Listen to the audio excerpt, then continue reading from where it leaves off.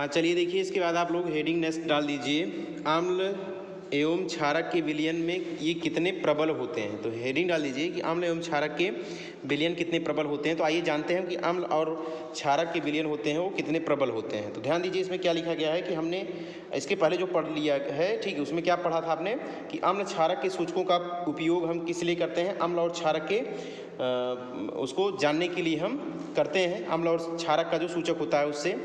ठीक, उसके बाद फिर क्या होता है कि जो क्रियाकलाप देखिए 2.10 में है, इसमें आपको दिख रहा है कि द्वारा हमने क्या किया था, H+ और OH- हमने आपको एक क्रिया दिखाई थी, उसमें दिखाया था कि H+ और OH- आयनों के विलयन की सांद्रता कम होने पर क्या होता है तथा तनुकरण के विषय में जानकारी प्राप्त की थी।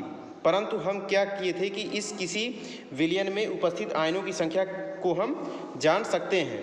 क्या होता है कि H+ आयन जो अम्ल होते हैं वो H+ आयन देते हैं और जो क्षारक होते हैं वो OH- आयन देते हैं। तो फिर क्या होता है इसमें आगे देखिए कि हम ज्ञात करते हैं कि विलयन में अम्ल और क्षारक कितने प्रबल होते हैं, ठीक है, कितने प्रबल हैं। देखिए फिर क्या होता है कि इन सबकी जानकारी सार्वत्रिक सूचक द्वारा ही की जाती है।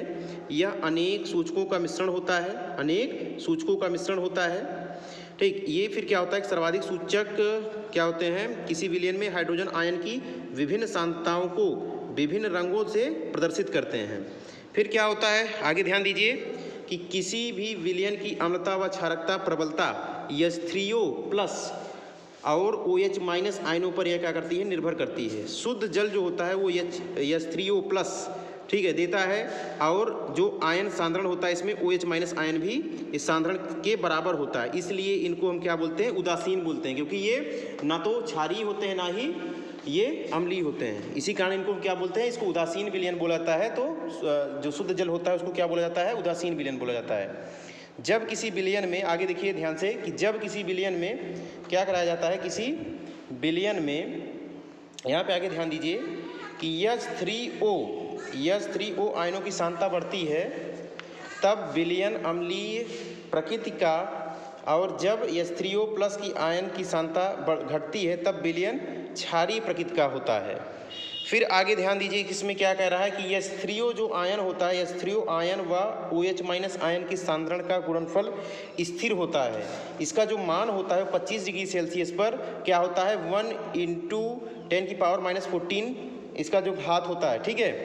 अब देखो इसमें होता क्या है कि जब ये जल क्या होता है कि H+ आयन यानी सांद्रण बढ़ेगा तब OH- आयन सांद्रण घटेगा, और जब ये OH- आयन सांद्रण क्या बढ़ता है तब H+ आयन की सांद्रता कम होती है। ठीक, फिर नेक्स्ट आगे ध्यान दीजिए कि किसी भी विलयन के H3O आयन की सांद्रता ज्ञात करने के लिए स्केल विकसित किया गया है, जिसे हम क्या बोलते हैं, pH स्केल। क्या कहा गया है उसको, pH स्केल, जिससे हम क्या करते हैं, आसानी से ज्ञात कर लेते हैं कि ये विलयन क्या होता है, अम्लीय होता है, क्षारीय होता है या फिर उदासीन होता है।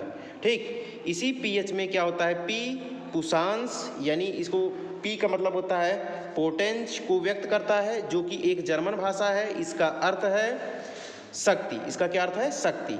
यह विलयन या किसी भी विलयन में H3O हाइड्रोजन आयन सांद्रण प्रदर्शित करता है। इस pH स्केल की निम्नतम सीमा जो होती है वो क्या होती है, 0 होती है, और जो अधिकतम इसकी क्या होती है वो 0 हो सकती है। क्या हो सकती है, अधिकतम इसकी 0 हो सकती है। यदि pH 0 हो तो विलयन प्रबल अम्लीय होगा। अगर pH क्या होगा, 0 होगा तो विलयन क्या होगा, बहुत प्रबल अम्लीय होगा। और जब वही pH क्या हो जाए, 14 हो जाए, तो उसको हम क्या बोलते हैं, प्रबल क्षारीय होता है। क्या होता है वो, प्रबल क्षारीय होता है। तो इसके हिसाब से क्या हो जाएगा, यदि pH और अगर यदि pH 7 हो तो विलयन क्या हो जाएगा, उदासीन प्रकृति का हो जाएगा। ठीक, तो यहाँ पर देखिए इसके माध्यम से समझिए कि जब pH देखिए यहाँ पे 7 है, तो pH जब 7 से कम होगा तो उसको हम अम्लीय बोलेंगे। 7 से कम होगा यानी कि 0 से लेकर 6.9 तक होगा तो विलयन अम्लीय होगा, और जब pH यहाँ पे केवल 7 होगा तो उदासीन होगा, और विलयन 7 से अगर 14 तक होगा तो उसको हम क्या बोलेंगे, क्षारीय बोलेंगे। ठीक, यहाँ तक बात समझ में आ गई। फिर आगे फिर क्या होता है, ध्यान दीजिए कि इसमें फिर क्या होगा कि यदि विलयन में H3O+ आयन की सांद्रता जो होती है वो अधिक होगी तो pH क्या होगा, उतना ही कम होगा। यदि विलयन में H3O+ की आयन की सांद्रता क्या होगी, अधिक होगी, तो pH उतना ही कम होगा, और यदि किसी विलयन में H3O की सांद्रता क्या हो जाएगी, कम होगी, तो OH- आयन की सांद्रता क्या हो जाएगा, अधिक होगा। ठीक, यहाँ तक बात समझ में आ गई। फिर क्या होता है कि विलयन जो क्षारीय प्रकृति का होगा, ठीक, तो अगर ये क्या हो जाएगा OH माइनस आयन सांद्रण अधिक होगा तो फिर वो विलयन क्या हो जाएगा, क्षारीय प्रकृति का हो जाएगा। जैसे एग्जांपल में देखिए क्षार का जो pH मान होता है इसमें हम ज्ञात करते हैं, तो जैसे यहाँ पे OH माइनस क्या है, इसमें 10 की घात -4 है, क्या है 10 की घात, यहाँ ध्यान दीजिए 10 की घात -4 है। तो अब देखो इसका हम हाइड्रोजन आयन घातांक इसका हम निकालेंगे तो देखिए क्या होता है, यानी pH का मान निकालेंगे तो क्षार का जो pH होता है वो H प्लस OH माइनस के रूप में, और यहाँ पे क्या है 10 की घात -14 होता है, क्योंकि आप जानते हो कि 7 से लेकर -14 तक ही क्या होता है आपका क्षारीय विलयन होता है। तो फिर क्या होता है इसमें देखिए H प्लस क्या है, देखो H प्लस आयन का सांद्रण और OH माइनस क्या है, OH माइनस आयन का सांद्रण। फिर तो क्षारीय विलयन है तो इसके लिए क्या हो जाएगा OH माइनस 10 की घात -4। अब यहाँ पे H प्लस क्या हो जाएगा 10 की घात -4 अपान क्या हो जाएगा OH माइनस आयन। तो यहाँ पे देखो 10 की घात -4 है, यहाँ पे 10 की घात यहाँ पे 10 की घात -14 है, क्योंकि क्या होता है क्षारीय जो होता है वो 14 तक होता है, तो 10 की घात -14 हो जाएगी। और फिर यहाँ पे क्या है 10 की घात -4 है, तो घाते घाते आपस में क्या हो जाएंगी, यहाँ पे कट जाएगी।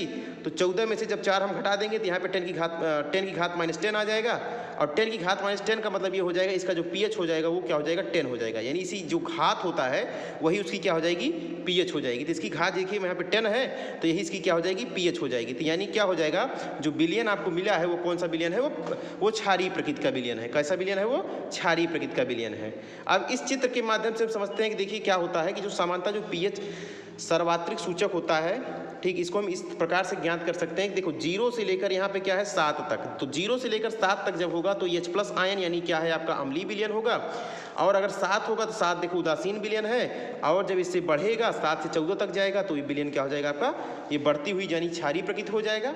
ठीक, जितना ज़्यादा देखो इधर से इधर आएगा तो उतना ही ज़्यादा अम्लीयता इसकी होगी, इधर से इधर जाएगा उतना ही इसकी क्षारीयता होगी, और बीच वाला जो आपको दिख रहा है ये क्या हो जाएगा, उदासीनता इसकी हो जाएगी। बात समझ में आ गई।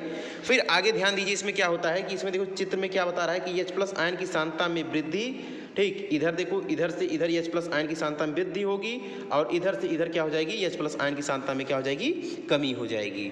ठीक, फिर आगे यहाँ पे ध्यान दीजिए इसमें क्या कह रहा है कि H प्लस आयन और OH माइनस आयन की सांद्रता में परिवर्तन के साथ pH में क्या होता है, pH मान में भी परिवर्तन होता है। ठीक, तो बात समझ में आ गई। इसमें एक एग्जाम्पल और भी है, तो ध्यान से देखिए इसमें होता क्या है। जैसे हमने क्या किया, एक इसमें अम्लीय माध्यम ले लिया, तो इसमें देखिए pH किसी भी विलयन की pH H प्लस आयन के सांद्रण के रूप में प्रदर्शित करने के लिए अगर 10 के ऊपर लगाई हुई ऋणात्मक घात उसका pH मान कहलाती है। ठीक, अर्थात क्या होता है कि देखो यहाँ पे H प्लस है, H प्लस, तो यहाँ पे जो ये घात होगा वही क्या हो जाएगा, इसका pH मान हो जाएगा। और अगर देखो H प्लस यहाँ पे क्या है -7 है, तो pH का मान क्या हो जाएगा 7 हो जाएगा, यानी क्या हो जाएगा उदासीन विलयन हो जाएगा। विलयन का कैसा हो जाएगा, उदासीन विलयन हो जाएगा। समीकरण 1 के अनुसार देखिए लघुगुणक लेने पर इसको क्या हो जाएगा, तो log H प्लस हो जाएगा माइनस pH log 10 की घात 10, तो यहाँ पे क्या हो जाएगा इसका जो pH हो जाएगा, देखिए यहाँ पे माइनस log 10, तो H प्लस इसका हो गया। ठीक, तो अब देखिए यहाँ पे क्या कह रहा है कि अगर H प्लस, देखो यहाँ पे क्या हो रहा है, क्योंकि अब यहाँ पे जब आपका log 10 निकल आया तो यहाँ पे क्योंकि 4 इसमें बच रहा है तो 10 की घात -4 हो जाएगा। तो अब देखो यहाँ पे pH जो हो जाएगा 10 log 10 और 10 की घात -4। ठीक, तो अब देखिए यहाँ पे pH क्या हो जाएगा +4 log 10, तो यानी pH क्या हो जाएगा 4 हो जाएगा, यानी विलयन कैसा हो जाएगा, विलयन हो जाएगा आपका अम्लीय विलयन हो जाएगा। ठीक, तो अगर इसमें कोई प्रॉब्लम हो तो आप लोग कमेंट बॉक्स में कमेंट कीजिए। वीडियो को आप लोग अगर अच्छा लगे तो वीडियो को लाइक कीजिए और चैनल को सब्सक्राइब कीजिए ताकि नोटिफिकेशन आप लोगों तक पहुंच जाए। धन्यवाद।